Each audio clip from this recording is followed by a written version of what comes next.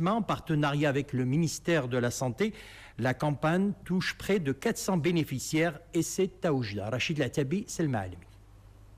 Elles sont venues en nombre, des femmes entre 49 et 74 ans. C'est dans cette tranche d'âge qu'on a le plus de risques de développer un cancer du sein.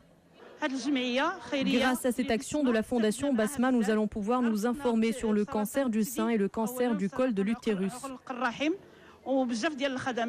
Après une palpation clinique réalisée par une infirmière spécialisée, cette femme de 54 ans va apprendre les techniques d'autopalpation des seins. Ce geste simple, qui peut servir à détecter une anomalie avant d'aller consulter un médecin, est un axe de prévention essentiel. Les objectifs de cette campagne sont d'une part la sensibilisation des femmes sur les cancers féminins et aussi le dépistage précoce.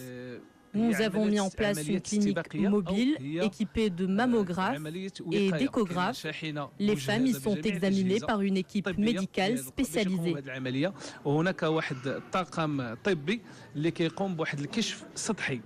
Dans cette unité mobile, les 400 femmes ciblées par la campagne bénéficient d'une mammographie gratuite. C'est l'examen de référence pour le diagnostic du cancer du sein.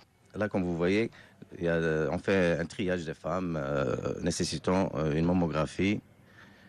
Donc, elles font leur mammographie.